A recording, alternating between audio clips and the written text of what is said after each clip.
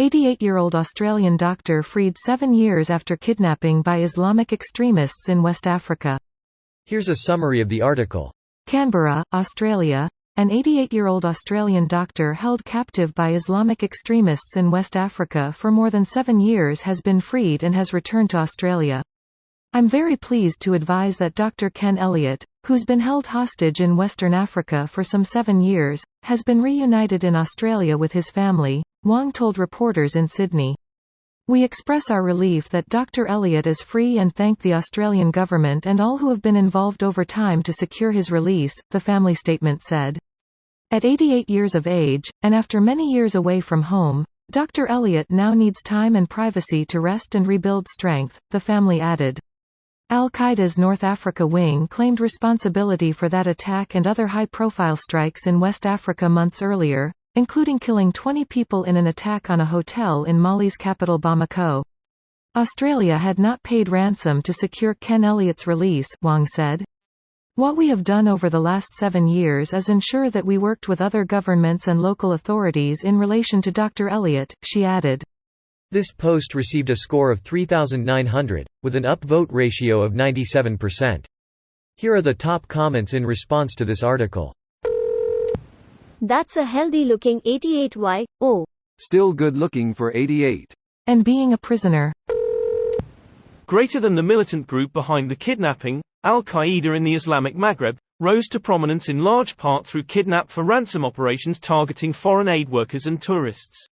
Straight evil. Which is why they released the guy's wife after only 3 weeks because women shouldn't be involved in war. Had to do something to look extra evil. Women don't generally fare well when kidnapped by Islamic extremist groups. I'm sure the guy was happy she was released. If she was in her 20s, no doubt one of the militants would have forced her into marriage. IIRC most of if not all of the girls taken by Boko Haram in 2014 gave birth to children from the fighters and forced into marriage.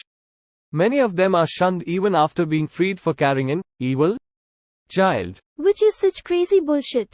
As if it was the girl's fault they got kidnapped and raped.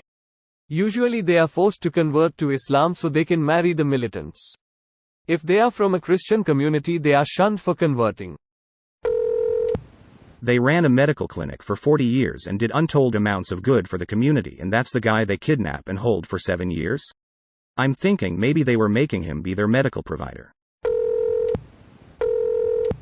Damn, I'd be pissed at 81 years old spending 7 of my last years in captivity, close to a death sentence. He is in good shape though. Can't believe it took Labour 7 years to get him back, s? Ah, bless him. I hope his days are nothing but peace. We wish to express our thanks to God. God is the reason he was kidnapped. How does this lunacy exist in 2023?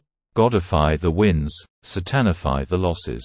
Teflon God. You are saying God is impervious to foodstuffs but is defeated by less than checks notes greater than a metal scourer or steel cooking utensils? Well, in the Old Testament, God can't do shit to iron chariots, so I guess it gels. This video was automatically created by Reddit to speech. The article and comments in this video were selected from Reddit according to their upvotes, and any paraphrasing was performed by smmry.com, without any human intervention.